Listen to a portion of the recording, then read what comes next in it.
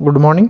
11 दिसंबर को मैं लेट उठा था, 5 बजे उठा था और मैं 5:30 बजे के बाद रीजनिंग करने के लिए बैठ गया। मैं जो मैंने SBI PO मेंस का ऑलिव बोर्ड का मॉक टेस्ट नंबर 1 सबमिट कर रखा था, उसका क्वांट का सेक्शन तो मैंने कंप्लीट कर लिया था, बट रीजनिंग का सेक्शन रह गया था मेरा और कुछ दिन से मैंने रीजनिंग करी भी नहीं है, तो मैं इसलिए मॉर्निंग में सबसे पहले रीजनिंग को लेकर बैठ गया। इस मॉक टेस्ट को मुझे सॉल्व करने में 3 घंटे लग गए थे। मैंने बीच में एक ब्रेक लिया था छोटा सा बस, और मैं रीजनिंग को सिर्फ मॉक टेस्ट ही सबमिट करके सॉल्व करूंगा मेंस के लिए, और प्रीलिम्स के लिए जब नोटिफिकेशन आएगा तब प्रैक्टिस करूंगा सिर्फ सेक्शनल मॉक टेस्ट से ही। मैं रीजनिंग कहीं से भी किसी से भी नहीं पढ़ रहा हूँ अभी। रीजनिंग मैंने स्टार्टिंग में सिर्फ अंकुश लांबा सर से पजल बनाने सीखे थे, उसके बाद से मैं यूट्यूब पर टॉपिक सर्च कर लेता हूँ, बस जो भी टीचर होते हैं रैंडम, और उनसे कुछ भी सीख लेता हूँ अगर मुझे नहीं आता है तो कुछ।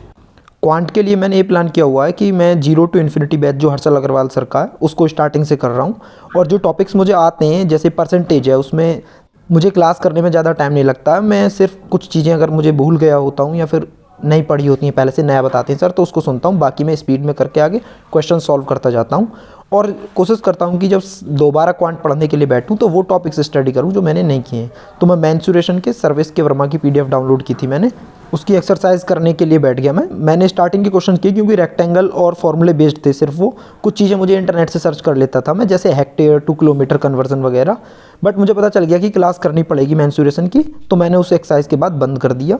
फिर मैंने ब्रेक लेके बाद में वर्ड पावर मेड ईजी मैंने काफ़ी टाइम पहले मंगाई हुई थी, रखी थी, बीच में पढ़ी थी मैंने, आधी बुक पढ़ी हुई है मेरी, और मैंने बड़े अच्छे से पढ़ी थी, एक्सरसाइज में बड़े अच्छे से करता हूँ इसकी, और ये मैंने दोबारा स्टार्ट कर दिया। अब इसको मैं थोड़ा थोड़ा टाइम दूंगा डेली, लगभग 15 मिनट्स लगते हैं मुझे एक सेशन कंप्लीट करने में, और उसकी एक्सरसाइज करने में थोड़ा बहुत टाइम ज़्यादा लगता है, 20 मिनट्स के अराउंड। उसके बाद मैं VARC for CAT by Arun Sharma की बुक से एक RC सॉल्व किया मैंने।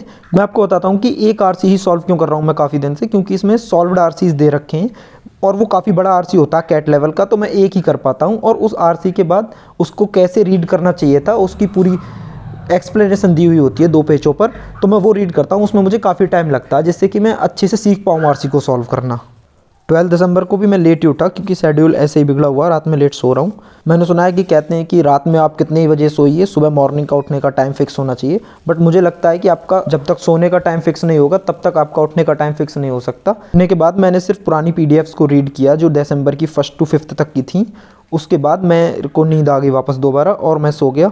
ये नींद आना, शेड्यूल का बिगड़ जाना तब होता है जब नोटिफिकेशन दूर होती है, आई नहीं होती है, कोई एग्ज़ाम का पता नहीं होता है, और यही टाइम होता है जिस वक्त पढ़ना होता है, क्योंकि जब हम मोटिवेटेड होते हैं या अंडर प्रेशर होते हैं तो कोई भी पढ़ सकता है, लेकिन विदाउट प्रेशर बिना किसी चीज़ के पढ़ना डेली वही डिसिप्लिन है।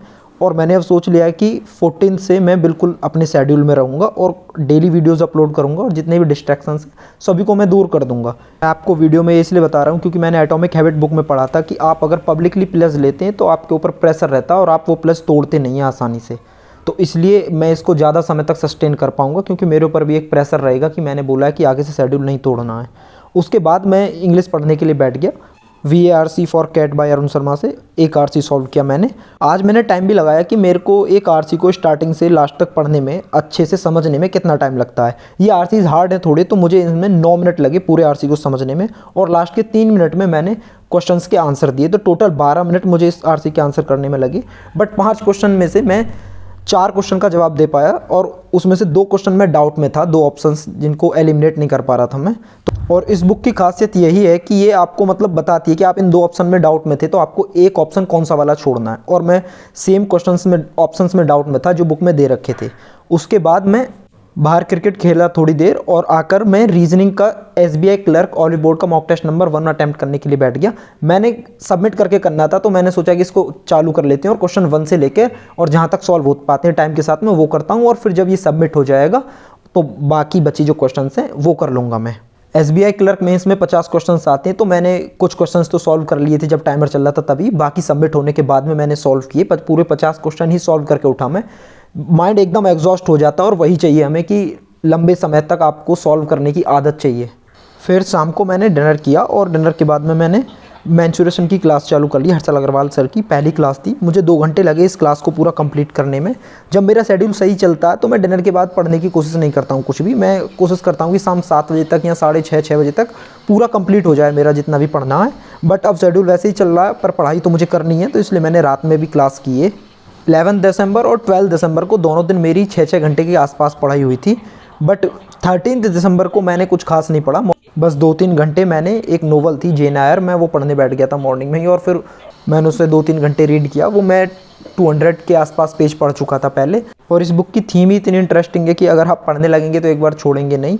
इस बुक की थीम सेल्फ रेस्पेक्ट है, बट ये बुक स्टार्ट करने से पहले तक मैं बहुत कंफ्यूज रहता था कि self respect, self esteem, ego और एटीट्यूड, इन चारों वर्ड के बीच में क्या डिफरेंस है। क्योंकि कई बार ऐसा होता है कि हम लोग अपने ईगो को सेल्फ रेस्पेक्ट बोल के और उसको प्रोटेक्ट कर रहे होते हैं। तो इस बारे में ये बुक है मेनली, बट स्टोरी इसकी बहुत अच्छी है। अभी ये बुक कंप्लीट नहीं हुई है क्योंकि 500 से ज़्यादा पेजेस हैं इसके अंदर। Thank you for watching. मिलते हैं अगली वीडियो में और कंसिस्टेंसी के साथ पढ़ाई करते हैं।